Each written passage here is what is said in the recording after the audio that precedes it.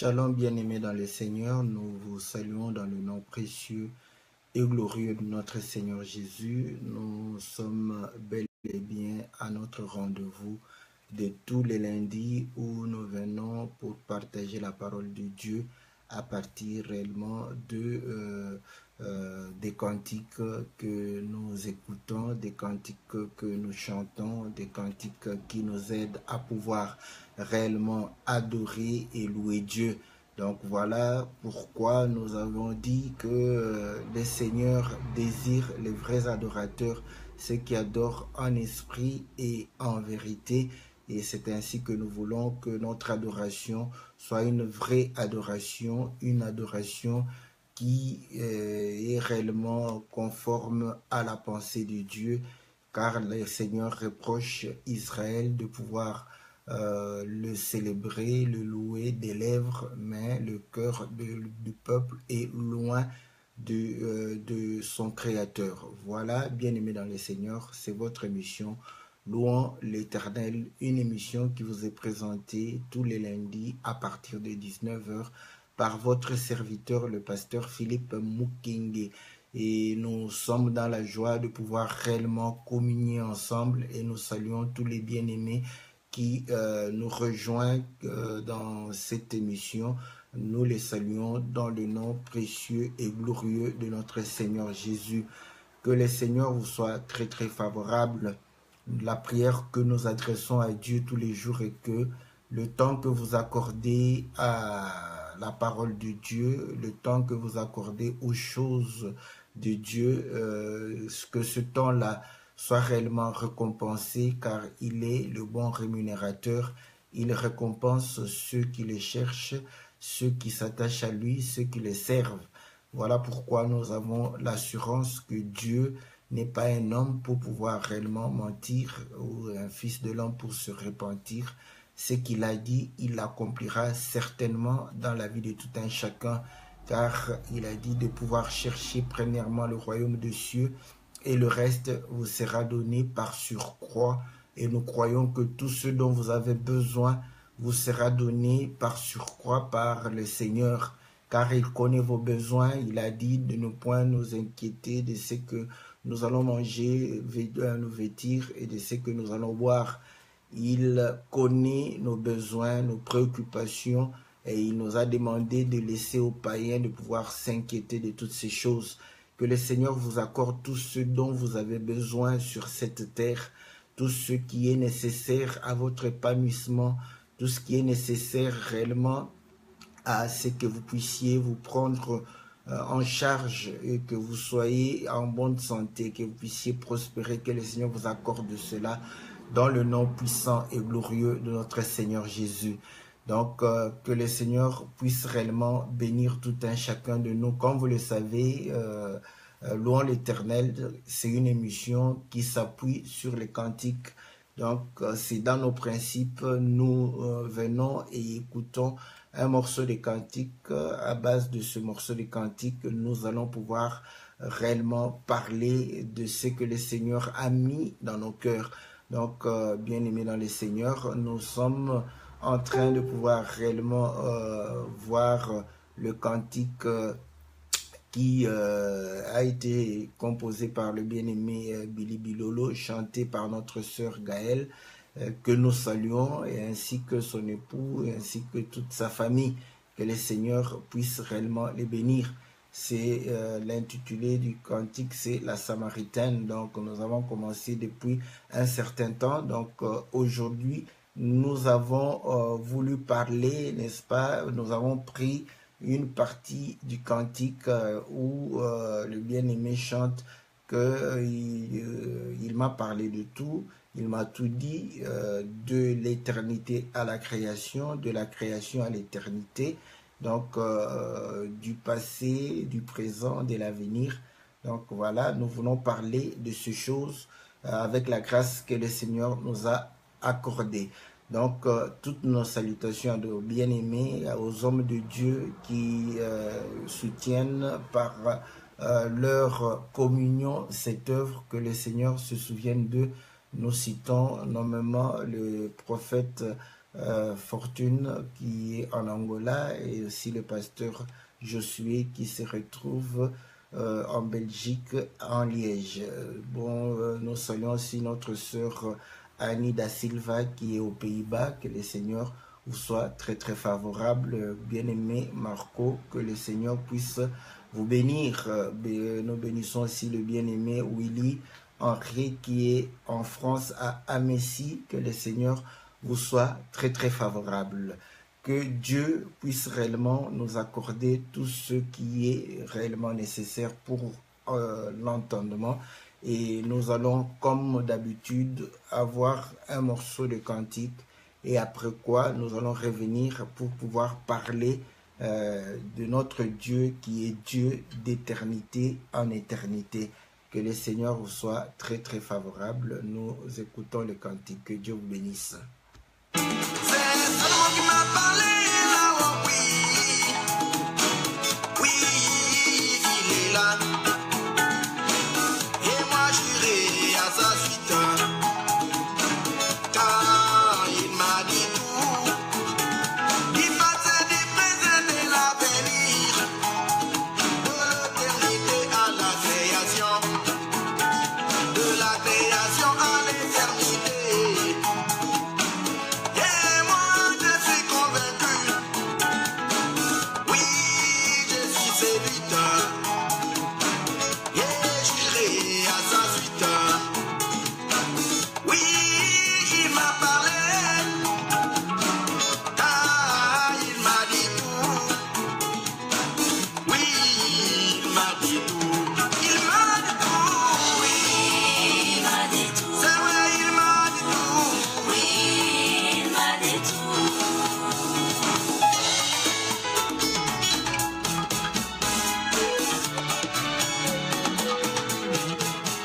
Oui, je vais louer celui qui m'aime. Je veux louer, Oui, celui qui m'aime. je veux chanter, Je vais louer celui qui m'aime.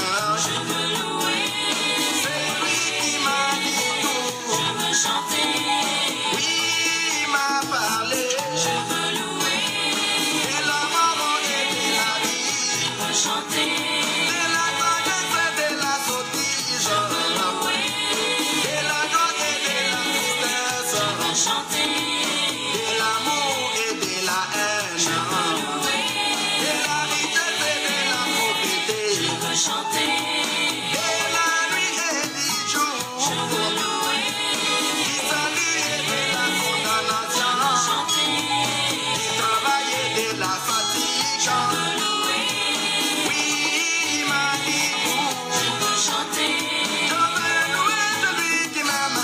je veux louer, C'est lui qui m'a dit tout. je veux chanter, Comme Adam et Ève, je veux louer, il m'a dit tout. je veux chanter, Comme Abraham et Sarah, je veux louer, et Isaac et Rebecca.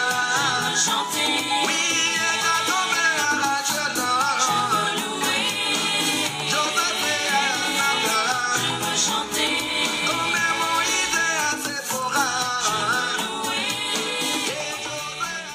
Voilà, bien-aimés dans le Seigneur, que le Seigneur vous soit favorable, que le Seigneur puisse réellement bénir tout un chacun de nous. Donc, vous venez de pouvoir suivre le cantique qui dit qu'il m'a dit tout, n'est-ce pas, de la création, de l'éternité à la création, de la création à l'éternité, du passé, du présent, de l'avenir. Il m'a dit tout de la joie et de la tristesse, de la mort et de la vie, de la sagesse et des sottises, de l'amour et de la haine, du jour et de la nuit, du travail et de la fatigue. Donc, ce ne sont que des exemples qu'il a dû tirer pour pouvoir réellement démontrer que voilà, il démontre qu'un homme qui aime sa femme lui dit tout. Donc, surtout le cas d'Adam, c'est flagrant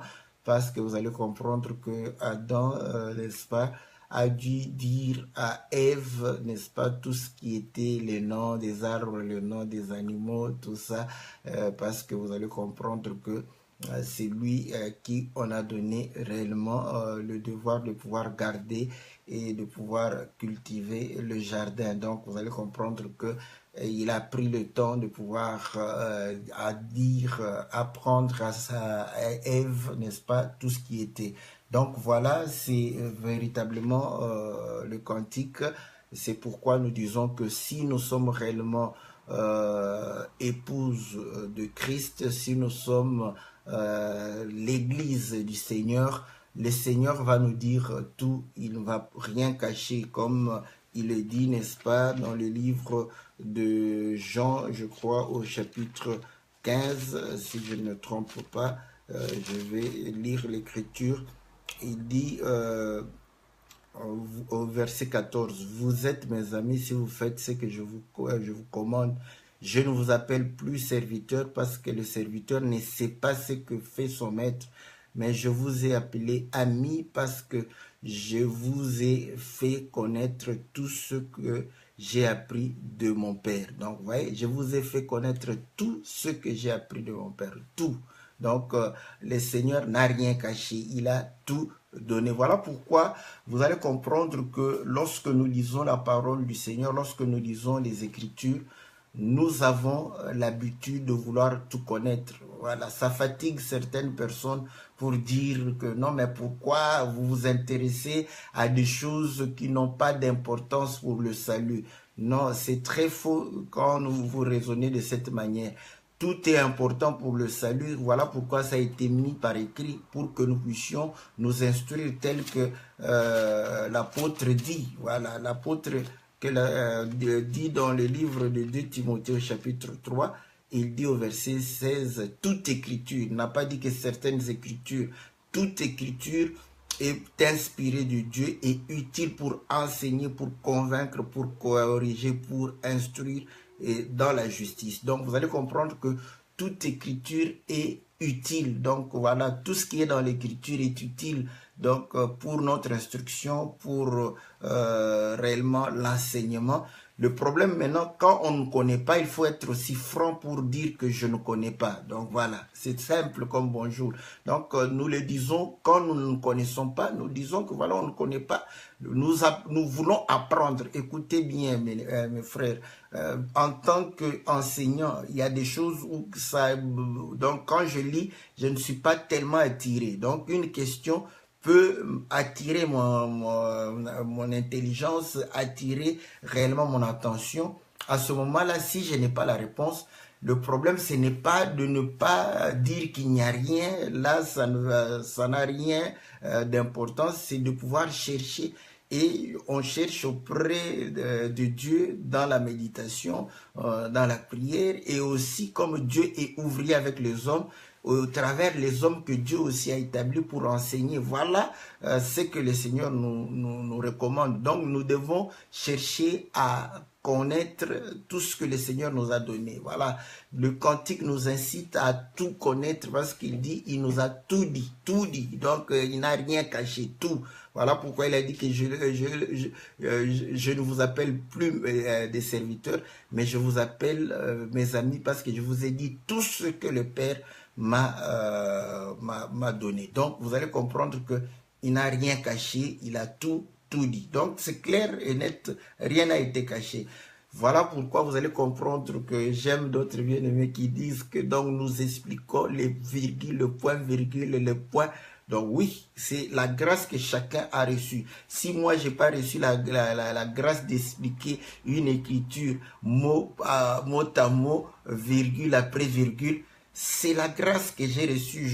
J'en suis fier de la grâce que j'ai parce que je sais que même si je n'explique pas mot à mot, mais du moins ce que j'ai reçu comme grâce sera une pierre d'édifice pour l'église du Seigneur. Voilà, et c'est ça le véritable problème que nous avons. Donc, nous devons chercher à tout connaître, tout. Donc, il n'y a pas de questions bêtes. Et voilà, comme les hommes même disent, n'est-ce pas, qu'il n'y a pas de questions qui soient bêtes. Voilà, il faut se poser des questions. Nous sommes toujours exhortés pour dire que aujourd'hui, ceux qui ont la connaissance, prenons la nature, ceux qui ont la connaissance ont la maîtrise de la nature. ils ont le pouvoir, ils ont réellement la force, l'autorité. Donc, ils dominent parce qu'ils ont le savoir, la connaissance, la technologie. Donc, vous allez comprendre que c'est véritablement quelque chose qui te donne, n'est-ce pas, de l'autorité, qui te donne de la supériorité. L'intelligence te donne de la supériorité sur le plan humain et sur le plan spirituel. Sur le plan spirituel, tu auras de l'autorité sur l'ennemi, tu auras de la supériorité, n'est-ce pas, sur la tentation, sur les choses du monde. Donc, parce que tu as la connaissance. Et sur le plan humain, quand tu as la connaissance, tu as réellement la maîtrise des choses. Écoutez, aujourd'hui, si nous vivons plus longtemps, vous allez comprendre, c'est grâce à la connaissance. Ceux qui étaient avant nous ne vivaient pas longtemps parce qu'ils ne savaient pas ce qui leur arrivait quand ils étaient malades. Ils se sentaient malades, mais ils ne savaient pas de quoi il s'agissait. Donc, il a fallu que la science puisse évoluer afin que l'homme sache réellement de quoi il est en train de souffrir et de pouvoir savoir. Vous voyez, parce qu'il a su que voilà, telle chose provoque telle maladie, il va essayer de contrecarrer la chose qui provoque la maladie et ainsi il y a la guérison. La guérison vient par la connaissance. La peste a ravagé, n'est-ce pas, les Occidentaux, les Européens. Donc, eux aussi, dans un premier temps, ils se sont limités à dire que, bon, c'est la malédiction de Dieu, n'est-ce pas? Donc, mais lorsque Pasteur a découvert, n'est-ce pas, les microbes, voilà, leur foi a diminué. Et aujourd'hui, parler de Dieu aux Européens, vous allez comprendre que ils vont vous traiter d'un philosophe, de quelqu'un qui pense, n'est-ce pas, à des choses qui ne sont pas réelles. Pourquoi? Parce qu'ils comprennent maintenant ce qui leur arrive. Ils comprennent quand non, la peste, ce n'était pas en fait la malédiction de Dieu, mais c'était des microbes qui causaient cela. Le sida, vous pouvez dire que voilà, à cause de l'impudicité, Dieu vous a, eux, ils savent que non, c'est un virus, donc il faudrait lutter contre ce virus. Ils cherchent des médicaments pour pouvoir lutter contre ce virus. Donc, vous allez comprendre que ce soit sur le plan naturel, que ce soit sur le plan spirituel, la connaissance nous donne le pouvoir, la connaissance nous donne l'autorité, la connaissance nous donne la supériorité. Voilà pourquoi le Seigneur, quand il dit que je vous ai donné le pouvoir de marcher sur le scorpion et les serpents, vous allez comprendre que parce qu'il leur a tout dit, parce qu'il leur a tout expliqué, c'est comme ça qu'il sait qu'ils auront le pouvoir de pouvoir marcher sur le scorpion et les serpents. Donc, si tu n'as pas de connaissance, si tu ne connais pas, n'est-ce pas, tu n'auras pas d'autorité. Voilà pourquoi il y a un exemple des fils de Sheba, je crois, qui sont allés chasser. Vous allez comprendre que même les démons disent que nous connaissons Jésus, nous connaissons Paul, mais vous qui êtes-vous? Donc, parce qu'ils savaient que ces gens ne connaissaient ni Paul ni Jésus. Donc, vous comprendrez que la connaissance, c'est quelque chose d'important. Voilà pourquoi nous disons qu'il a tout dit. Il a tout dit. Quand il te dit tout, c'est qu'il est ton ami. Donc, voilà pourquoi lorsqu'il est allé pour pouvoir réellement détruire Sodome et Gomorrhe, il a dit, cacherai-je Abraham? Abraham était l'ami de Dieu, donc il ne pouvait pas lui cacher cela. À un ami, on ne cache pas, on se révèle. Et ainsi, on dit tout et on ne cache rien du tout. Voilà, nous exhortons ceux qui sont en couple d'être des amis et de pouvoir, n'est-ce pas, ouvrir leur cœur mutuellement afin de pouvoir vivre en harmonie et en paix. Que le Seigneur vous soit favorable, que le Seigneur vous bénisse. Écoutons, lisons une écriture qui va pouvoir réellement nous permettre de nous recentrer dans le thème que nous avons choisi, n'est-ce pas? Nous sommes dans le psaume 90 ou 90 pour les Belges. Je lis, prière au verset 1, prière de Moïse, homme de Dieu. Seigneur, tu as été pour nous un refuge de génération en génération. Avant que les montagnes fussent nées et que tu eusses créé la terre et le monde, d'éternité en éternité, tu es Dieu. Donc voilà. Il démontre que voilà, tu es Dieu d'éternité en éternité. Écoutez maintenant, vous allez comprendre que cette expression est réellement une bonne expression. Avant la création, ici, Moïse démontre que avant que la création ne soit, Dieu était. et il était éternel. Donc il était, voilà, il y avait l'éternité en lui. Donc vous allez comprendre que avant la création, il y a l'éternité et nous avons la création. C'est là où vous allez comprendre que quand nous sommes dans la création, il y a la notion du temps. Donc, et pourtant, dans l'éternité, il n'y a pas la notion du temps. Donc voilà, et c'est ainsi que vous allez comprendre que lorsque nous sommes dans la création, nous sommes réellement dans la notion du temps où nous sommes en train de compter. Il y a un début, il y a une fin. Parce que quand il y a le temps, vous allez comprendre que le temps commence quelque part pour nous amener, n'est-ce pas, à un point bien déterminé. Et après la création, il y aura encore l'éternité. Donc, vous voyez, donc nous avons l'éternité avant la création et l'éternité après la création. Il est Dieu d'éternité en éternité. Donc, comprenons cela de cette manière. Et maintenant, le but de la création, c'était quoi? Parce que l'éternité, vous allez comprendre que l'éternité d'avant, hein, n'est-ce pas, c'est quelque chose, bon, si on nous dit de vous parler de l'éternité d'avant, on ne pouvait pas le savoir. Donc, la création nous permet de pouvoir comprendre, n'est-ce pas, l'éternité d'avant, et ça nous permet de pouvoir aussi comprendre l'éternité qui va venir. Donc, or, c'est là où nous disons, il dit, il m'a parlé du passé, du présent et de l'avenir.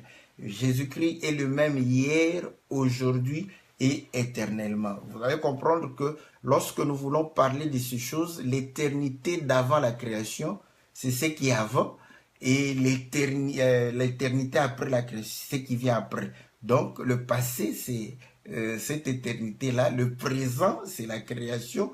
Et le futur, c'est réellement l'éternité à venir. Voilà pourquoi le Seigneur dit à Pierre, lorsque Pierre lui dit que nous avons tout quitté, femmes, enfants, champs, travail pour te suivre. Qu'est-ce que nous aurons, n'est-ce pas? Et le Seigneur dit, vous aurez dans ce siècle. Donc, quand il parle dans ce siècle, et vous allez comprendre que cette parole est vraie tant que la terre subsiste. Dans ce siècle, vous aurez au centuple, n'est-ce pas? Et dans le siècle à venir. Donc, vous voyez, ce qui est à venir, vous aurez la vie éternelle. Donc, il parle de l'éternité pour l'avenir. Donc, nous comprenons que lorsque nous parlons de Dieu, du Dieu d'Israël, le Dieu d'Abraham, le Dieu d'Isaac, de Jacob, le Dieu d'éternité en éternité, comprenez que l'on passe par la création. Donc avant, il était Dieu, il est Dieu et il sera Dieu. Donc voilà ce que nous voulons comprendre par rapport à ces choses. Écoutez, c'est important de connaître ces choses, c'est important pour le salut, parce que vous allez comprendre que si vous ne comprenez pas ces choses, vous risquez de pouvoir réellement baser votre foi sur des choses qui ne sont pas fiables. Écoutez ce que le Seigneur dit, n'est-ce pas, par rapport à cela. Nous lisons dans le livre de Jean, chapitre 6. Jean, chapitre 6. Le Seigneur dit ceci. Au verset, je commence au verset 26. Jésus leur répondit, en vérité, je vous le dis, vous me cherchez non pas parce que vous avez vu des miracles, mais parce que vous avez mangé des pains et que vous avez été rassasiés. Donc vous voyez, donc ils cherchaient le Seigneur parce qu'ils avaient envie de manger, ils avaient envie de pouvoir être à l'abri de la disette, de la famine, à l'abri de besoins, hein, parce qu'ils ont compris qu'auprès de Dieu, ils obtenaient ces choses. Et le Seigneur recommande au verset 27 de Jean 6, travaillez non pour la nourriture qui périt, mais pour celle qui subsiste pour la vie éternelle, et que le Fils de l'homme vous donnera, car c'est lui que le Père, que Dieu a marqué de son sang. Donc vous allez comprendre que si nous ne comprenons pas, n'est-ce pas, nous ne comprenons pas la notion, n'est-ce pas, de l'éternité. Donc, nous allons travailler, n'est-ce pas, pour les choses qui vont périr. Donc, il démontre que non, travailler pour une nourriture qui subsiste pour la vie éternelle. Donc, nos pensées doivent aller réellement vers les choses qui sont éternelles, vers l'éternité. Donc, si nous ne comprenons pas ces choses, nous n'allons pas réellement hériter aussi les choses qui subsistent, les choses qui sont éternelles. Donc, nous comprenons que c'est important parce que la foi ne peut pas être basée sur des choses qui vont pouvoir passer. Écoutez encore une autre écriture. Vous allez comprendre que ceci est important dans le livre de 1 Corinthiens au chapitre 15. L'apôtre Paul dit ceci. Il y a au verset... je commence au verset 14. « Et si Christ n'est pas ressuscité, notre prédication est donc vaine, et votre foi est aussi vaine. Il se trouve même que nous sommes de faux témoins à l'égard de Dieu. » Donc, 1 Corinthiens chapitre 15, je commence au verset 14. Donc, au verset 15, « À l'égard de Dieu, puisque nous avons témoigné contre Dieu, qu'il a ressuscité Christ, tandis qu'il ne l'aurait pas ressuscité si les morts ne reviennent point. Car si les morts ne ressuscitent point, Christ non plus n'est pas ressuscité. Et si Christ n'est pas ressuscité, votre foi est vaine, vous êtes encore dans vos péchés. Et par conséquent aussi, ceux qui sont morts en Christ sont perdus. » Voilà. Si c'est dans cette vie seulement que nous... Si c'est dans cette vie seulement que nous espérons en Christ, nous sommes les plus malheureux de tous les hommes.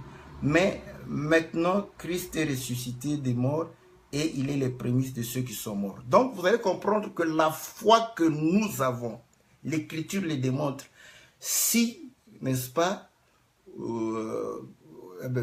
voilà, on dit si c'est dans cette vie seulement que nous espérons en Christ, nous sommes les plus malheureux de tous les hommes. Donc, si vous espérez en Christ seulement pour cette vie, pour que tu puisses te marier, pour que tu puisses avoir des enfants, pour que tu puisses avoir du travail, pour que tu puisses avoir des maisons, des voitures, avoir tous les biens, seulement pour ça, tu es le plus malheureux. Voilà. Donc, nous devons espérer par rapport à la résurrection, par rapport à l'éternité. Donc, c'est véritablement ça. Voilà pourquoi la prédication, n'est-ce pas, doit se reposer par rapport aux choses qui subsistent. La foi vient de ce que l'on entend et ce que l'on entend vient de la parole de Christ. Si nous vous parlons des choses de cette terre, si nous vous parlons des choses qui passeront, votre foi sera basée sur des choses qui passeront et votre foi passera avec les choses à laquelle vous avez cru. C'est simple comme bonjour. Voilà pourquoi vous allez comprendre que ceux qui ont des problèmes, ceux qui veulent avoir des solutions immédiates, ils sont découragés par notre manière de pouvoir enseigner la parole de Dieu.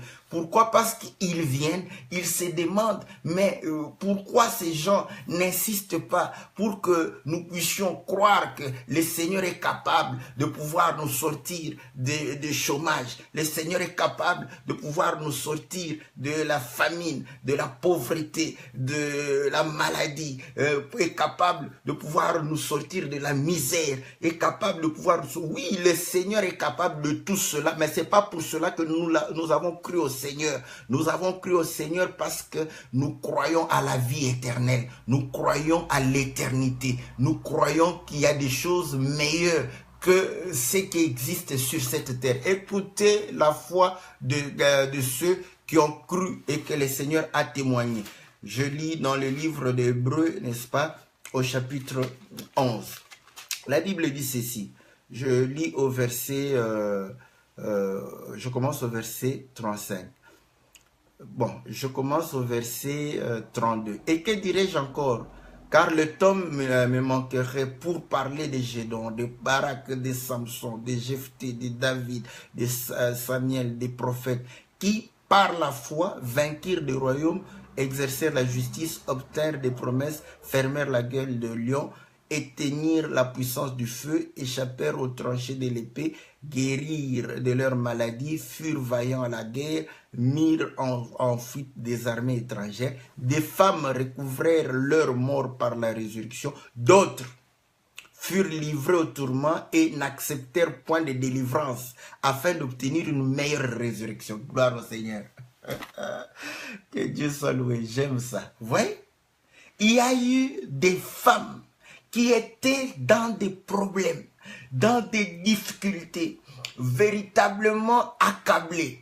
Mais la Bible dit qu'elles ont refusé d'être délivrées afin de pouvoir obtenir une meilleure résurrection. Voilà. Mais toi, qu'est-ce que tu vas espérer quand tu es dans le lit de l'hôpital? Est-ce que tu vas espérer dire comme ces femmes-là, bon, Seigneur, ne me guéris pas, mais du moins, je veux que tu guérisses mon âme afin que je puisse réellement obtenir grâce pour pouvoir ressusciter d'entre les morts quand tu viendras prendre l'église. Est-ce que tu peux croire à cela? Tu peux faire une prière comme ça? Jamais.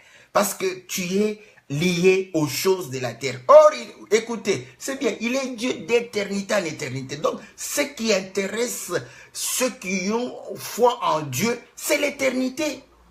Voilà, c'est ce qui nous intéresse, c'est l'éternité qui nous intéresse. Voilà pourquoi notre foi est basée sur les choses éternelles, pas sur les choses éphémères. Vous voyez? Pourquoi? Parce que nous savons une chose, que si Dieu nous donne la vie éternelle, il est obligé de te donner ce dont tu as besoin sur la terre. Parce qu'il donne aux païens qui véritablement ne le demandent. Des païens qui l'insultent, qui vont de maison en maison parler contre lui, détourner les gens contre la foi en Dieu. Mais Dieu leur donne à manger, il leur donne de quoi se vêtir, il leur donne de l'argent, il leur donne tout ce dont ils ont besoin. À combien plus forte raison? Voilà pourquoi le Seigneur a dit, à combien plus forte raison vous qui croyez en Dieu. Il faut avoir cette foi. Si j'ai les choses célestes, je dois avoir les choses terrestres qui vont m'accompagner dans l'œuvre de Dieu pour les choses célestes. C'est clair et net. C'est une évidence. C'est ça la foi des saints. Un saint croit sincèrement que Dieu va me donner la force de pouvoir réellement faire des choses pour son royaume. Il doit te donner de l'argent, il doit te donner de quoi te vêtir, de quoi avoir le minimum pour pouvoir réellement le servir. Il faut avoir cette foi, c'est quelque chose de naturel. Même maintenant, c'est là où nous disons, vous allez comprendre que les biens matériels, physiques, les visibles, troublent notre foi. C'est pourquoi je vous dis ceci. Lorsque votre foi est basée sur les biens matériels, vous n'allez pas avoir la foi des biens invisibles. Écoutez, lisons une écriture, n'est-ce pas, dans le livre de 2 Corinthiens, 2 Corinthiens au chapitre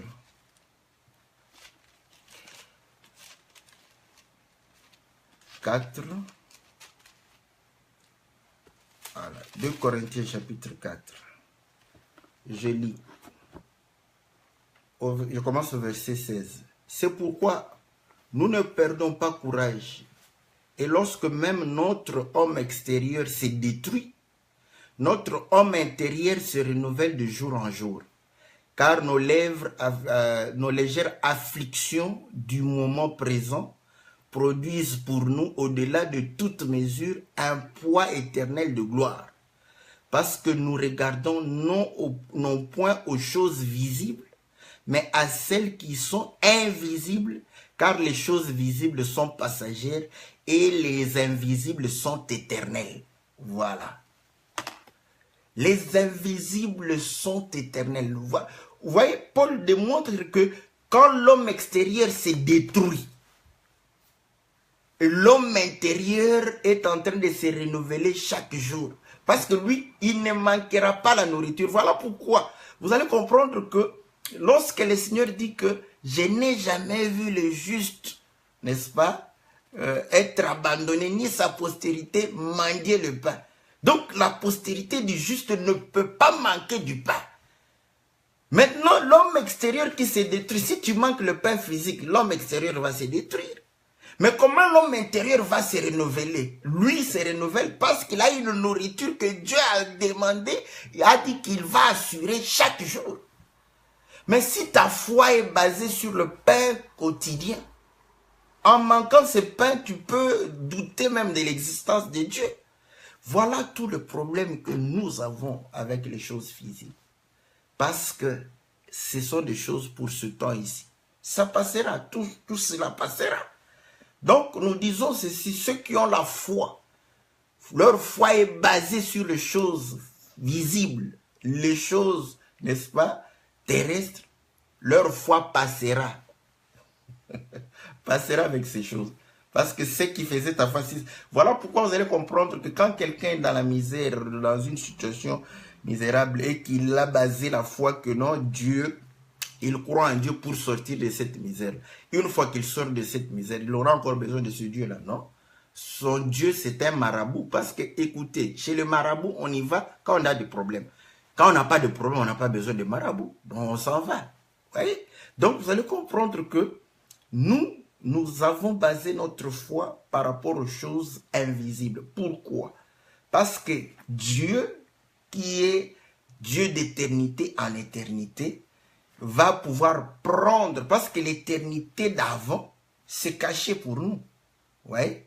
Maintenant, pour révéler cela, Dieu a pris, n'est-ce pas, les choses d'éternité d'avant, il les a mis dans la création.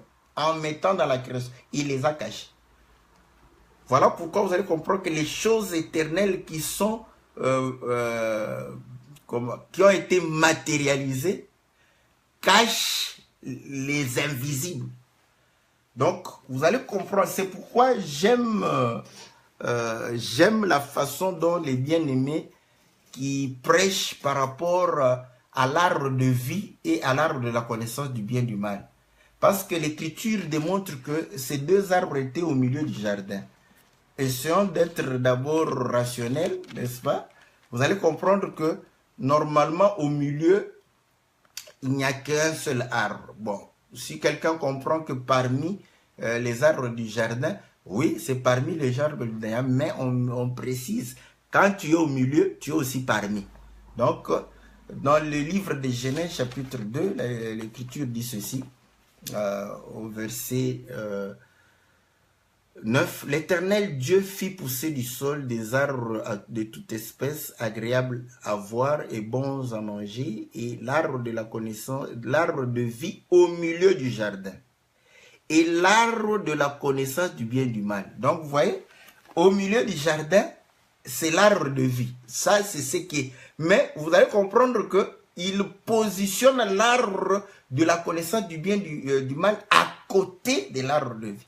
C'est là où vous allez comprendre que lorsque ils vont commencer à parler, le serpent va commencer à parler à Ève, écoutez, nous sommes au Genèse chapitre 3, le serpent était le plus rusé de tous les animaux des champs que l'Éternel avait fait. Il dit à la femme, Dieu a-t-il réellement dit, vous ne mangerez pas de tous les arbres du jardin? La femme répondit au serpent, nous mangeons du fruit des arbres du jardin, mais quant au fruit de l'arbre qui est au milieu, Dieu a dit, vous n'en mangerez point et vous n'y toucherez point, de peur que vous ne mourrez. Bon, maintenant, prenons Ève, vous voyez? Dieu a dit que l'arbre de vie était au milieu. Mais qu'est-ce que Ève voyait? Ève voyait l'arbre de la connaissance du bien et du mal au milieu. Et c'est là où je dis, j'apprécie beaucoup la manière dont les bien-aimés enseignent pour dire que l'arbre de la connaissance du bien et du mal cachait l'arbre de vie, afin que Ève ne puisse pas voir l'arbre de vie. Donc vous voyez que les choses visibles empêchent de pouvoir voir les choses invisibles, les choses, quand je parle de choses, c'est les choses éternelles. Voilà pourquoi, lorsque ils vont pouvoir manger, Dieu va dire que non, maintenant qu'ils vont voir, ils vont comprendre que non, nous avons besoin de la vie. À ce moment, ils vont regarder et ils vont pouvoir manger. Je vais leur interdire de pouvoir manger. Donc, bien aimé dans le Seigneur, c'est ça tout le problème. C'est pourquoi vous allez comprendre, quand il prend des exemples, je vais les prendre assez rapidement, il dit qu'il m'a parlé de la mort et de la vie. Mais ce que nous appelons mort, est-ce que c'est ce que Dieu appelle mort? Voilà. La mort que nous voyons nous empêche de comprendre la mort que nous ne voyons pas. Et ainsi, vous allez comprendre que les gens ont peur de cette mort qu'ils voient, mais la mort qu'ils ne voient pas, ils n'ont pas peur de cela. Donc, c'est là où nous disons que quand on a la foi basée sur les choses visibles, cela nous empêche de pouvoir réellement nous attacher aux choses invisibles. Et ainsi, le Seigneur, quand il vient, il parle, il prêche, il dit que celui qui croit en moi, il ne mourra jamais. Donc, quand il dit ça, vous croyez qu'il ne savait pas que les gens vont pouvoir mourir physiquement? C'est comme ça qu'il va compléter. Il dit, même s'il meurt, il vivra. Donc, vous allez comprendre que ce qui nous importe, c'est de connaître la mort qui n'est pas visible avec l'œil. Mais non la mort qui est visible. Voilà, un homme va croire en Dieu parce qu'il a peur de la mort physique. Vous croyez que sa foi est basée réellement sur les choses invisibles? Non, celui-là ne pourra pas hériter les choses invisibles. Les choses éternelles, il ne pourra pas. Sa foi est vaine. Voilà. Donc, il a la bonne volonté. Il est sincère. Il est vraiment dans l'effort de pouvoir servir Dieu, s'attacher à Dieu. Mais il s'attache à Dieu, il croit en Dieu pour les choses présentes. Il a peur de la mort. Voilà pourquoi, pour lui, il veut vivre longtemps. Bon, toi, tu veux vivre longtemps. Jésus a vécu longtemps sur cette terre. Il n'a fait que 33 ans. En Afrique, là-bas, quand quelqu'un meurt à 33 ans, on frappe la famille. On dit que non, il y a... Toutes les vieilles personnes sont devenues des sorcières. Parce qu'elles, elles sont vieilles. Comment vous ne laissez pas les autres aussi devenir vieilles comme vous? Vous voyez? Donc, eux, pour eux, ce sont les vieilles personnes qui sont des sorcières pour pouvoir, n'est-ce pas? Donc, Jésus est mort à 33 ans. 33 ans. Vous voyez? Mais est-ce que c'était une longue vie? Non. 33 ans, c'est trop jeune. Vous avez 33. Aujourd'hui, on dit même la jeunesse, c'est de 7 à 77 ans. Donc à 77 ans. Donc les gens qui ont 77 ans, ils se croient encore jeunes. Vous allez comprendre que les gens, vous voyez, vont croire au Seigneur. Ils vont croire parce qu'ils croient. C'est la parole. Le Seigneur dit, obéis à tes parents. Tu auras une longue vie. Là, il conseille. C'est un bon conseil. Enfant, tu dois obéir pour avoir une longue vie. Mais qu'est-ce que toi tu appelles longue vie? Faire 100 ans sur cette terre, tu appelles ça longue vie? Voilà. Nous ne parlons pas de longue vie par rapport au langage des hommes. Qu'est-ce que Dieu appelle une longue vie? Ouais. Donc vous allez comprendre que le Seigneur, voilà pourquoi nous disons, il a pris les choses qui étaient invisibles. Il les a cachées, n'est-ce pas, dans ce qui est visible. Donc, ce qui est visible cache. Quand tu saisis le visible, tu n'as pas encore saisi les invisibles. Donc, quand tu as le visible, tu dois chercher le visible. Voilà pourquoi je vais vous poser la question. Beaucoup de gens ont été guéris par le Seigneur. Pourquoi ils n'ont pas cru? Voilà, parce que les gens maintenant, je vous dis que si tu as un miracle dans ta vie, tu vis un miracle, et que ce miracle ne t'amène pas à des choses invisibles, ce miracle, je le dis, est vain pour toi. Parce que ça ne t'amènera pas au royaume. Beaucoup ont reçu des miracles de la part du Seigneur. Est-ce que le royaume de Dieu leur a été accordé? Non. Pour preuve, les 10 lépreux, quand ils ont été guéris, ils sont partis. Pourquoi un seul est revenu? Donc, des 10 lépreux qui ont été guéris, un seul a compris que la guérison que j'ai reçue physiquement doit m'amener à quelque chose de spirituel, quelque chose d'invisible. Il est rentré, il a compris que non seulement mon corps était malade, mais mon âme aussi était malade. Je rentre parce que je sais que la guérison de mon âme est auprès de cet homme-là. Voilà. Voilà la foi, parce qu'il est Dieu d'éternité en éternité. Donc, la création passera. Voilà pourquoi la foi que nous avons ne peut pas se baser sur les choses de la terre. Je ne crois pas. Ah, j'apprécie Anania, Azaria, Michael. Écoutez, ils étaient auprès du roi babylonien. Le roi a dit, vous devrez adorer la statue que j'ai faite. Et ils ont dit, nous n'allons pas adorer. Ils ont dit, bon, ok, si vous n'adorez pas, vous serez jetés dans le feu. Ils ont dit au roi, oh roi, nous savons que notre Dieu, il est capable de nous délivrer du feu. Ils ont complété pour dire, même si nous ne sommes pas délivrés du feu, nous croyons toujours en ce Dieu-là. Donc, vous voyez, leur foi n'était pas basée par du fait qu'ils seront délivrés du feu physique. Mais ils se sont dit que Dieu est Dieu. Nous allons croire en lui. Même si nous mourrons, nous allons ressusciter. Car il nous délivre du véritable feu de la gêne. Voilà. Donc, vous allez comprendre que la foi que nous avons doit être basée sur les choses qui subsistent et non les choses qui passent. Je ne peux pas croire en Dieu pour pouvoir réellement avoir seulement une simple maison qu'un bandit, qu'un homme qui ne prie pas, qui ne se préoccupe même pas de Dieu peut obtenir. Mais ça, c'est une punition. Dieu, si tu crois en Dieu comme ça, c'est que Dieu t'a puni. Parce que toi, pour avoir des choses matérielles, tu dois réellement faire des sacrifices pendant qu'un homme païen, athée, il ne croit en rien, mais il obtient ces choses comme ça. Non. Mais nous croyons que notre vie, c'est une vie basée sur le Seigneur. Comme il nous donne les choses invisibles, il doit commencer maintenant, parce que les choses que nous obtenons maintenant parlent des choses invisibles. C'est ça. Je vais vous dire une chose. Moi, ma foi, et c'est celle-là. Si j'ai les choses visibles comme ça, physiques, ces choses doivent être le reflet des choses invisibles.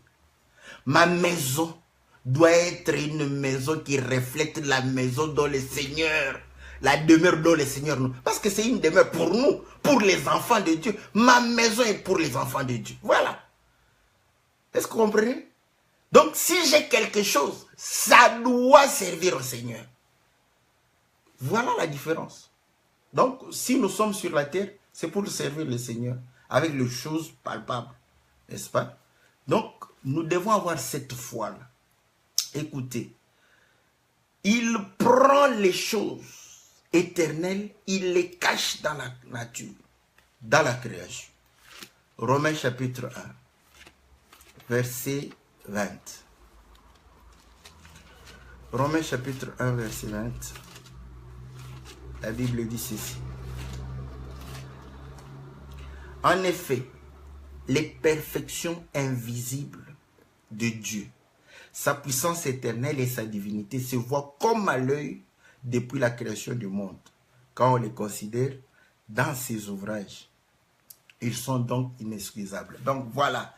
Donc vous allez comprendre que le problème que nous avons, c'est de pouvoir comprendre que le Seigneur, notre Dieu, n'est-ce pas, qui était à l'éternité, et comme là-bas, nous n'étions pas conscients de notre existence, donc on ne sait pas ce que Dieu, n'est-ce pas, prévoyait. C'est dans la création où il prend tout ce qui était là-bas, il les met dans la création, afin que nous puissions découvrir, avoir la révélation, pour que cela nous amène à l'éternité à venir. Vous voyez? C'est là où vous allez comprendre que quand on parle, il parle du passé, du présent et de l'avenir. Bon, je sais que toi, tu voudrais qu'on parle de ton passé. Bon, et pourtant, ton passé, tu le sais très bien. Depuis l'âge de 6 ans, Parce que là où ta mémoire te revient très souvent, de 6 ans où tu es parti à l'école, mais tu connais tout ce qui t'est arrivé. Mais le passé dont tu veux, c'est quoi? Des choses que tu ne connais pas. Mais qu'est-ce que mon grand-père a fait? Ah non, mon grand-père est allé faire des fétiches. C'est ce que toi tu veux savoir, c'est ça. Ah, c'est ce passé là. Oh, mon grand-père est allé faire des fétiches. Ah, donc, comme il a touché des fétiches. Donc, moi, je suis maudit. Tu es maudit parce que tu ne crois pas la parole de Dieu. Voilà, c'est point barre. Même si ton grand-père n'a pas touché aux fétiches. Si ton grand-père a été au séminaire, l'arrière-grand-père a fréquenté les séminaires aussi. Et ton père était aussi séminariste. Tu es maudit parce que tu ne crois pas à la parole. C'est simple comme bonjour. Papa, bonjour, maman. Donc, c'est simplement ça. Donc, si tu ne crois pas, tu es sous la malédiction. Si tu ne crois pas, tu es la proie de tous les démons. Voilà pourquoi les démons de ta famille, ils trouvent que tu es une proie, tu es sans protection, parce que tu es une proie à pouvoir dévorer. Donc, voilà, ils t'attendent que tu grandisses un peu, que tu aies de la chair qui puisse goûter, bon, pour qu'il te bouffe. Point barre. Mais si nous croyons au Seigneur, nous ne sommes plus les mêmes. Voilà, c'est pourquoi nous te disons ceci, la foi que nous croyons. Parce que ce qui intéresse les gens, c'est ça. C'est des choses visibles, les choses passagères. N'est-ce pas? Pour dire que non, moi je ne me marie pas. Pourquoi? Voyez un peu dans ma famille. Comment? Ma mère, comment? Mes soeurs. Mes soeurs ne se marient pas, tout ça. Oh, nous sommes liés par quel masque de vieillesse. Ah, que Dieu soit loué. Oh, les jeunes gens ne se marient pas dans ce quartier ici. Parce que y a des sorciers dans le quartier qui ont jeté des masques de vieillesse sur les jeunes filles. Voilà pourquoi elles ne se marient pas parce qu'elles ne croient pas à la parole.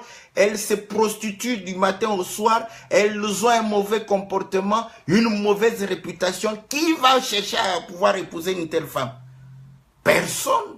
Parce que je vous dis que même les gens qui font, n'est-ce pas, qui vont dans des bars, qui vont, n'est-ce pas, se prostituer, eux-mêmes savent que s'ils veulent se marier, ils doivent choisir une femme sérieuse. Ils le savent. Ils savent que pour les aventures, il faut prendre une femme légère. Donc, dans le quartier, toutes ces femmes sont légères. Donc, elles veulent s'accommoder, n'est-ce pas, au temps présent. S'ils trouvent que non, c'est bon de se promener en mini-jupe, vous croyez qu'un homme sérieux qui veut se marier va pouvoir prendre une telle femme? Il se dira que une telle femme qui s'expose, un plus riche que moi, va pouvoir la prendre. C'est ça le masque de vieillesse. C'est ça le masque de vieillesse. Si vous croyez qu'il y a un masque de vieillesse, c'est ça, c'est ce comportement-là. Bon, écoutez, les jeunes hommes du quartier qui ne voulaient pas épouser les filles parce qu'elles avaient le masque de vieillesse, il arrive en Europe, il épouse une vraie vieille, pas une jeune, une vieille que tout le monde sait que c'est une vieille. Là, il ne voit pas que c'est une vieille. Mais il épouse une vieille blanche. Vous voyez? Écoutez, vous allez comprendre que quand vous n'avez pas Christ, c'est ça tout le problème. Vous êtes la proie de tous les démons, de tous les esprits. Donc, oh non, tout ce qu'on vous invente là, je vous dis, vous êtes la proie de cela. Mais en Christ Jésus, voilà pourquoi le Seigneur a voulu que chacun puisse se conformer à la mort. Le Seigneur sait, il sait que voilà, vous êtes nés selon la chair. Or, la chair a été vendue au péché. Quand la chair est vendue au péché, n'avez-vous pas lu que lorsque les démons viennent et trouvent le péché dans l'homme, ils viennent habiter dans cet homme-là? Donc, quand tu es sous le péché, attends-toi à être possédé de tous les démons du ciel, du monde ici, de tous les légions des démons. Attends-toi à cela. Le seul moyen, c'est de pouvoir mourir avec le Seigneur. Voilà pourquoi la Bible démontre que en mourant, il a réellement détrôné toutes les dignités, les principautés. Il les a anéantis. Donc quand nous mourrons avec lui, automatiquement l'influence de tous ces démons cesse. Mais si tu refuses de mourir avec le Seigneur, comment veux-tu être libéré de tout cela? Le seul moyen, c'est ça. C'est de pouvoir se conformer à la mort et à la résurrection du Seigneur. Mais quand on parle comme ça, là, les gens sont attentifs. Oh, alléluia, oh, vraiment. Oh, là, ils commencent à chercher dans sa famille, n'est-ce pas, des sorciers. Bon, maintenant, les Européens, eux, comment, Jeanne d'Arc a terminé tous les sorciers qu'ils avaient. Voilà. Eux, dans leur famille, ils ne savent même pas qui est sorcier, qui ne l'est pas. Dis-moi, ils vont chercher quoi? Ils vont chercher quoi chez eux pour savoir qu'est-ce qui les tourmente maintenant? Oui? Donc vous allez comprendre que la parole de Dieu, elle est universelle. Elle doit traverser les civilisations, traverser, n'est-ce pas, les coutumes, les habitudes des gens. Ainsi, il faut une parole qui vient apporter la vie éternelle, qui parle des choses qui subsistent, des choses qui vont pouvoir réellement subsister. Mais vous allez comprendre que Dieu, le Seigneur est bon. Quand il parlait de pouvoir... quel Dieu, que le Seigneur puisse nous aider, qu'il nous aide. Le Seigneur dit que, voilà, vous qui êtes des hommes méchants, vous donnez à vos enfants, n'est-ce pas, du pain, n'est-ce pas, et vous donnez de poissons, à combien plus forte raison, le Père, quand vous allez lui demander, pourquoi, vous allez demander quoi? Écoutez, il vous donnera l'esprit. Que Dieu soit loué. Moi, je crois qu'il allait dire, quand vous allez demander mon Père, il va vous donner des maisons, des voitures, n'est-ce pas? Il va vous donner de la nourriture en abondance parce que vos pères vous donnent un pain. Lui, il va donner x10. Il dit, quand vous lui demandez, il vous donnera le Saint-Esprit. Est-ce que vous comprenez? Écoutez, Pierre a dit à cet homme, je n'ai ni or ni argent, ce que je te donne, je te le donne au nom de Jésus. Croyez-vous que cet homme-là est revenu mendier? On ne lui a pas donné l'or ni l'argent, mais on lui a donné la guérison. Est-ce qu'il est revenu là-bas pour mendier? Pour dire, bon, maintenant j'étais un mendiant impotent, maintenant je deviens un mendiant qui marche. Parce que, écoutez-moi, il était mendiant parce qu'il ne savait rien faire. Il était impotent, donc il ne savait pas marcher. Il mendiait. Pierre lui a donné la guérison. Maintenant, pourquoi il n'était plus mendiant? Parce qu'il savait, il avait de quoi manger, de quoi se vêtir. Donc il n'était plus mendiant. Quand le Seigneur te donne ce qui subsiste, je dis, il est dans l'obligation, c'est sa parole. Il est dans l'obligation de te donner ce dont tu as besoin. Voilà. Ah, que Dieu bénisse le bien-aimé. C'est Luc chapitre 11, au verset 13. Voilà. Je lis ça vraiment pour que... On dit au verset 10, car quiconque demande reçoit, celui qui cherche trouve, l'on ouvre à celui qui frappe. Quel est parmi vous le père qui donnera une pierre à son fils s'il lui demande du pain? Ou s'il demande un poisson, lui donnera-t-il un serpent au lieu d'un poisson? Ou s'il demande un œuf, lui donnera-t-il un scorpion?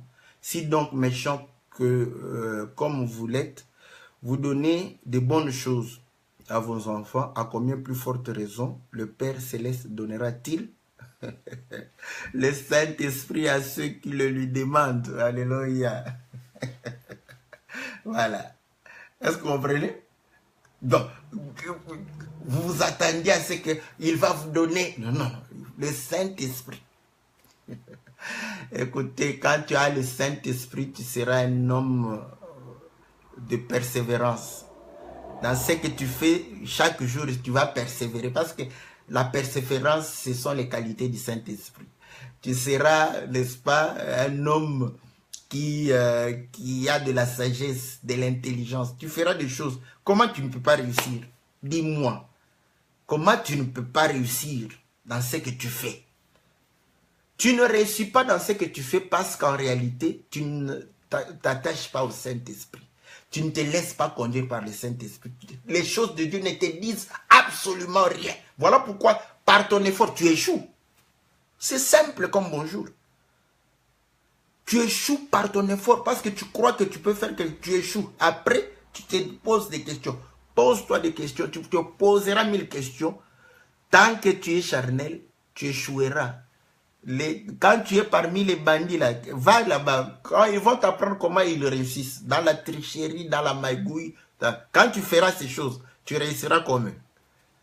Mais, si tu veux réussir, il faut véritablement que tu te laisses conduire par le Saint-Esprit. Écoutez, ça c'est bon. Ça, ce sont des choses que nous nous exhortons. Mais le passé dont nous parlons, il m'a parlé du passé, du présent et de l'avenir. Nous avons défini que le présent, c'est la création. L'avenir, c'est la vie éternelle. Le passé, c'est Dieu, car en éternité, il était éternel. Depuis le commencement, avant que les montagnes ne fussent. C'était avant. Vous voyez, c'était avant. Avant. Donc, vous voyez, ça, c'est ça le vrai passé. Alléluia. Que Dieu soit loué. Est-ce que vous comprenez? Et la Bible dit qu'il a pris ces choses, n'est-ce pas? Il les a cachées. Écoutez. Voilà pourquoi vous allez comprendre que le temps présent, n'est-ce pas, se conjugue au moment où Dieu lui-même porte un corps comme le nôtre. C'est là où vous allez comprendre que, pourquoi. Pour que ce qui était puisse s'accomplir afin que nous ayons la révélation pour la vie éternelle. C'est comme ça. Si tu refuses, c'est le chemin du salut. Tu te poses des questions, mais ces gens ici, mais à quoi bon ça va leur servir? Ça nous sert à comprendre Dieu, à connaître Dieu. Si tu ne connais pas Dieu, comment peux-tu réellement obéir à ce Dieu? Pose la question à Pharaon. Pharaon a posé la question. Qui est l'Éternel? Je ne le connais pas pour que j'obéisse à son ordre. Si tu ne connais pas Dieu, tu ne l'obéiras pas. Pour obéir à Dieu, il faut le connaître. Mais comment le connaître? Il est caché. Voilà. Donc, vous allez comprendre que l'amour de Dieu est caché. Parce que toi, tu crois que l'amour de Dieu, c'est quand tu te maries, tu as des enfants, c'est ça l'amour de Dieu. Ce n'est pas ça l'amour de Dieu. Alléluia, car Dieu a tant aimé le monde. Écoutez, vous allez comprendre qu'il n'y a rien de mariage là-dedans, ni d'avoir des enfants, ni d'avoir de voitures et de l'amour de Dieu. C'est une écriture que nous lisons, tout le monde lit, Jean chapitre 3 au verset 16. Car Dieu a tant aimé le monde qu'il a donné son Fils unique afin que quiconque croit en lui ne périsse point, mais qu'il ait la vie éternelle. Donc l'amour de Dieu consiste à ce que nous puissions recevoir la vie éternelle. Voilà. Maintenant, quand tu reçois, n'est-ce pas, les biens matériels, tu crois que c'est ça l'amour de Dieu. C'est que Dieu aime aussi les bandits. Dieu aime il aime les athées. Il aime tout le monde, même les diables. Il aime même les diables. Oui. C'est que les diables lui demandent. Il donne. Les démons demandent. Il donne. Donc il aime. Et les démons, tout le monde. Il aime tout le monde. Oui. Parce qu'il donne à tous. N'avez-vous pas lu que le Seigneur exauça la prière des démons? Les démons prièrent au Seigneur. Ils disent, ah, ce n'est pas le moment. Nous voulons encore jouir. Il dit, ok, ça va, c'est bon. Qu'est-ce que vous voulez? Oh, nous voulons aller chez les pauvres. Le Seigneur a dit, ok, en tout cas, c'est une bonne prière. Allez, allez-y. Vous allez comprendre que il exauce tout le monde. Il donne à tout le monde. Lui-même dit qu'il fait lever son soleil sur les méchants et sur les bons. C'est qu'il aime tout le monde. Oui. Donc vous allez comprendre que c'est là où je veux vous dire, écoutez, je prends, parce que vous voyez que la création nous permet de comprendre les choses invisibles. Même quand nous enseignons, nous prenons des exemples pour que nous puissions réellement saisir les invisibles. Vous allez comprendre que quand vous avez votre épouse, Quand vous donnez, hein, vous achetez les choses, c'est bien. Mais ce n'est pas ça l'amour. C'est pourquoi vous pouvez vous demander, poser la question. Je prends, bon, nous sommes la plupart de ceux qui me suivent, n'est-ce pas, ont vécu, c'est que je me posais cette question, mais comment les femmes des gens qui ont beaucoup d'argent parfois déconner? On a eu des histoires comme ça que non, la patronne a couché avec, le chauffeur. Bon, qu'est-ce qui lui manquait? Vous allez comprendre que qu'est-ce que cette femme cherche en réalité. Parce qu'elle a tout. Vous voyez, les gens ont résumé l'amour à des biens matériels. Or, les femmes elles-mêmes savent que l'amour, ce ne sont pas les biens matériels. Mais elles sont attirées par les biens matériels. Est-ce que vous comprenez? Donc, vous allez comprendre que si ces biens matériels-là n'est pas suivi des actes, des paroles ou des choses, des actes qui démontrent l'amour, ce n'est pas de l'amour. Voilà pourquoi une prostituée, hein, vous allez comprendre qu'une prostituée n'a pas besoin, il a besoin de matériel seulement. Hein, quand tu lui donnes des chocolats, des bonbons, ça lui suffit. Voilà. Mais ton épouse, ce n'est pas parce que tu lui achètes, n'est-ce pas, des pièces, des vêtements, tout ça, que cela suffit. Tu viens, tu achètes. Non, non. Elle a besoin du véritable amour. Maintenant, si ces choses s'accompagnent de ce véritable amour, c'est là où elle va sentir que non, voilà, l'amour se matérialise. Mais si il n'y a pas d'amour et qu'il n'y a que des biens matériels, elle va se sentir comme si c'est de la corruption. Et elle va se douter même pour dire que non, non, non, mon mari me trompe parce qu'il me donne tout ça pour m'aveugler. Voilà. Donc même une femme comprend que non, non, j'ai des biens matériels, c'est pour m'aveugler afin que le mari puisse sortir avec une autre femme. C'est là où vous allez comprendre que ce ne sont pas les choses matérielles qui... Ah, le temps va nous manquer. C'est pourquoi la foi se définit de cette manière. Vous allez comprendre que les gens définissent encore la foi sur base des choses visibles. Nous sommes dans Hébreux chapitre 11.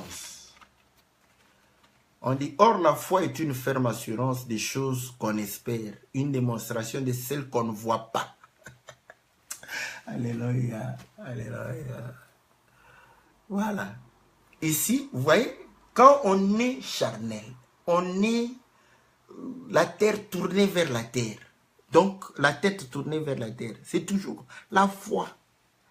Et une ferme assurance des choses qu'on ne voit pas. Voilà, je ne vois pas encore mon mariage. Ouais, donc, hein, basé là. Je ne vois pas encore mon mariage. Je ne vois pas encore mes enfants. Je ne vois pas encore le travail. Je ne vois pas encore mon diplôme. Je ne vois pas encore, n'est-ce pas, ma maison. Je ne vois pas encore une voiture. Je ne vois pas des choses visibles. Tu n'as jamais vu une maison. Tu n'as jamais vu une voiture. Tu n'as jamais vu des mariages, toi. Tu les as déjà vus. Alléluia. Écoutez, lisons là-bas. Vous allez comprendre que, on dit, c'est par la foi que nous reconnaissons que le monde a été formé par la parole de Dieu. En sorte que ce qu'on ne voit pas a été fait des choses, n'a pas été fait des choses visibles. Ah, attends, je répète, j'ai mal lu. C'est par la foi que nous reconnaissons que le monde a été formé par la parole de Dieu. En sorte que ce qu'on voit n'a pas été fait des choses visibles. Voilà. Donc, ce que nous voyons a été fait des choses invisibles. Voilà pourquoi notre foi ne doit pas se baser sur ce qui est visible.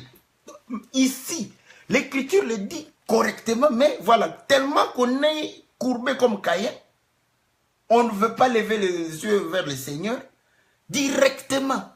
Vous voyez, je ne vois pas encore ma promotion. Tu n'as pas vu ton voisin être promu, tu l'as vu être promu. Voilà. Tu veux seulement... tu as déjà vu la promotion. Mais il dit ici, voilà, nous comprenons que ce qui existe, ce que nous voyons, a été fait des choses invisibles. Maintenant, on dit que la foi, c'est l'espérance de ces choses invisibles-là, qu'on ne voit pas. Mais au travers les visibles, lorsque nous avons envie de pouvoir connaître les invisibles, nous allons avoir la foi. Écoutez, il dit ceci. C'est par la foi qu'Abel offrit à Dieu un sacrifice plus excellent que celui de Caïn. C'est par elle qu'il fut déclaré juste, Dieu approuvant ses offrandes. C'est par elle qu'il parle encore quoique mort. Bon, vous croyez que l'offrande de Caïn, pourquoi ça a été agréé? Parce qu'il voyait ce que Caïn ne voyait pas. Abel voyait ce que Caïn ne voyait pas. Abel voyait l'invisible, immortel, Dieu, comme étant le premier en tout. Voilà, c'est ce qu'Abel a vu. Il s'est dit, je ne peux offrir à l'invisible immortel le premier en tout, l'alpha de tout, que le premier-né. Voilà, il a exprimé ce qu'il a espéré. Au travers réellement, le visible, il a pris les premiers-nés. Caïn, comme il croyait que Dieu c'est quelconque, il a pris des fruits quelconques et offert. Vous voyez? C'est ça. Ce qu'il va exprimer, c'est la foi qu'il avait. Abraham, la Bible dit, parti où il ne savait pas. Je prends au verset 8. C'est par la foi qu'Abraham, lors de sa vocation, obéit et partit pour un lieu qu'il devait recevoir en héritage. Et il partit sans savoir où il allait. Voilà.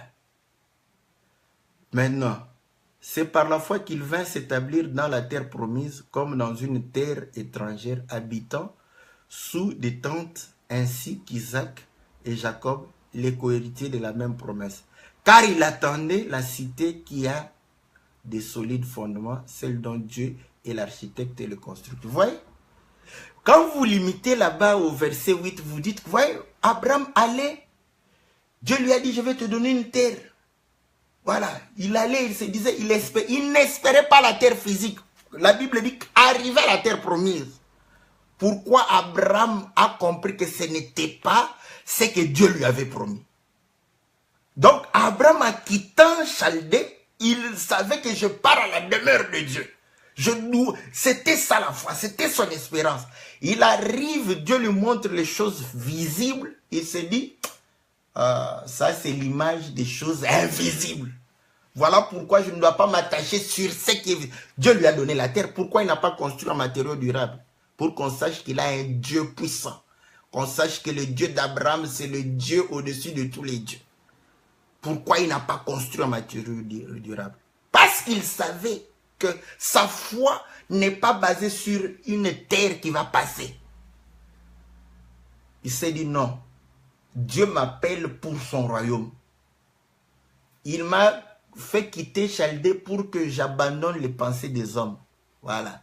Afin que je puisse m'attacher à sa pensée et par là, je vais aller dans le royaume. Simple comme bonjour. Voilà pourquoi vous allez comprendre que la parole de la vérité est établie de cette manière-là. Dieu a pris sa pensée, il l'a cachée dans les choses visibles. Et lorsque nous croyons en Dieu, au travers les choses visibles là, c'est pour que nous puissions réellement découvrir les invisibles en qui nous allons croire et nous attacher afin que nous puissions avoir la vie éternelle. Et c'est ainsi que nous croyons que le Seigneur de gloire, qui nous donne la vie éternelle, qui nous donne le royaume des cieux, il nous donne réellement tout ce qui est nécessaire pour que nous puissions vivre cela sur cette terre. Pas ailleurs, sur cette terre. Voilà pourquoi vous allez comprendre. Mais si tu ne sais pas vivre la sainteté ici sur terre, tu vas la vivre dans le royaume. Mais vous voyez comment tu seras une tâche dans le royaume. Tu ne sais pas vivre sainement sur cette terre. Et tu espères que non, dans le royaume de Dieu, toi tu seras là. Mais pour faire quoi? La sainteté, tu ne la vivras pas là-bas si tu ne vis pas la sainteté maintenant. Tu ne pourras pas vivre la parole dans la vie éternelle si tu ne sais pas la vivre maintenant. Donc, les gens espèrent vivre la parole, mais ici, sur terre, ils ne savent pas vivre la parole. Tu la vivras où?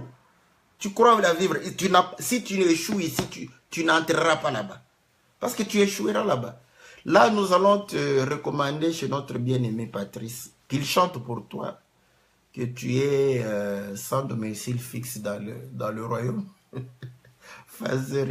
Tu es un chégué, n'est-ce pas, dans le royaume dessus. Donc, on va te recommander là-bas pour... Mais nous croyons que la vie éternelle, nous la commençons maintenant. Parce que la vie éternelle, c'est la vie de la parole. C'est sur cette terre. Nous vivons la parole, nous vivons l'amour, nous vivons le pardon. Comment tu vas vivre le pardon si il n'y a pas des gens qui vont te faire du mal? Hein? Comment vivras-tu la persévérance s'il n'y a pas de difficultés? Comment vivras-tu, n'est-ce pas, réellement la grâce si les choses dépendaient de toi en tout et pour tout? Non. Voilà, vous allez comprendre que la base de la foi, c'est ça, n'est-ce pas? C'est véritablement de connaître ce que Dieu avait prévu, ce qu'il a accompli et ce qu'il va pouvoir réellement manifester dans la vie éternelle. C'est ça le salut que nous avons. Et ainsi, vous allez comprendre que le bien-aimé a insisté pour comprendre que ce que le Seigneur a écrit, hein, c'est important. C'est important. Vous savez, je vais provoquer les bien-aimés parce que très longtemps on a dit, moi aussi je n'avais pas aussi, en tout cas ça ne m'attirait pas. Mais tellement que, bon, on commençait à comprendre que non, même Paul pouvait réellement être une écriture vivante où nous devrions lire Christ, lire l'œuvre de Dieu. On va se dire, oh non, vous voulez interpréter tout. Hein? Vous allez interpréter le manteau de Paul. Oui, vous voulez... Pourquoi on a écrit ça? Pourquoi vous croyez qu'on l'a écrit juste pour montrer aux Africains que Paul portait un manteau? Non, c'est écrit, c'est que ça peut nous donner une instruction. Mais le problème, c'est quoi? On ne va pas faire... on ne vient pas pour démontrer aux gens qu'on connaît, non. On vient transmettre aux gens les choses invisibles que Dieu cache dans les visibles. Parce que l'immortel invisible est sa nature. C'est simple. Si Dieu te révèle, tu viens apporter. S'il ne te révèle rien, tais-toi. C'est ça ce que nous recommandons. Maintenant, les gens sont sceptiques comme ça. Oh, après, vous allez nous interpréter... quoi encore? Non. Ce qui est écrit, c'est utile pour nous. Si je ne l'ai pas maintenant, gloire au Seigneur, c'est pas grave. Je ne veux pas me forcer. Le jour où le Seigneur donnera, on va pouvoir en parler. Donc c'est simple comme bonjour, papa. Il faut simplement être fidèle. C'est ce que le Seigneur dit. Au dispensateur de mystères, soyez fidèle. Fidèle à Christ, fidèle à Dieu. Ne te confie pas à la chair. Confie-toi à Dieu. Il va t'apporter. C'est pourquoi le manteau... Bon, parce que toi tu aimes le manteau de Paul. Dieu a parlé du manteau. Mais le manteau de Paul c'était pour l'hiver. Dieu a parlé du manteau aussi pour l'hiver. Donc à partir du manteau de Paul, je peux commencer par là pour aller parler du manteau de Dieu pour l'hiver et apporter ce qui est invisible afin que nous puissions recevoir. Parce que le manteau lutte contre l'hiver. Voilà. N'as-tu pas lu la femme vertueuse, n'est-ce pas, que sa maison était en manteau, parce qu'en hiver, elle devrait couvrir ça pour avoir de la chaleur. Bon. Donc, vous allez comprendre que il nous a tout dit. Il doit te parler afin que tu puisses... Bon, on me pose la question sur le père spirituel. Bon, on va pouvoir répondre ça peut-être le mercredi à l'émission que la Bible parle. Donc, vous voyez, parce qu'ici, c'est un autre sujet. Donc, nous prenons la question de notre bien-aimé Bayama. Donc, on va pouvoir en parler, n'est-ce pas, dans l'émission que la Bible parle. Donc, bien-aimés dans le Seigneur, n'ayons pas honte de notre foi, car nous croyons que Dieu, n'est-ce pas, nous a donné les choses qui subsistent, une nourriture qui subsiste. Le Seigneur nous a donné cela et nous travaillons pour cela. Et je suis sûr et certain parce que cette nourriture doit atteindre tous les enfants de Dieu. Dieu nous donnera de moyens pour que nous puissions atteindre tous ceux qui sont réellement destinés à ces choses. Donc, vous voyez que c'est Dieu qui a besoin de ça. Il a besoin de moyens. Mais comme il travaille avec les hommes, il va me donner à moi des moyens. Si toi tu refuses, mais moi, il me donnera. Il me donnera des moyens pour que j'aille annoncer, n'est-ce pas, cette bonne nouvelle à ces enfants qui sont au loin pour l'instant, afin qu'ils puissent être éclairés. Donc voilà, je crois que Dieu va me donner tout ce qui est nécessaire afin que son œuvre aille de l'avant. Que le Seigneur vous soit favorable, que le Seigneur vous bénisse. Donc, on met un petit point virgule ici parce que vous savez que ce cantique, si je peux parler de toute la Bible, mais j'ai voulu simplement prendre des paragraphes pour pouvoir en parler. Nous avons parlé de la rencontre de l'homme et de la femme tout autour du puits, n'est-ce pas? Nous avons parlé de l'eau de puits et de l'eau vive. Nous avons parlé, n'est-ce pas, des 6 hommes qu'il avait et du 7e qu'il a rencontré. Nous avons parlé, n'est-ce pas, des poissons. Voilà. Nous avons parlé des animaux de porc. On a pris un porc. Nous avons parlé du cheval. Nous avons parlé du lion. Nous avons parlé, n'est-ce pas, de la chauve-souris.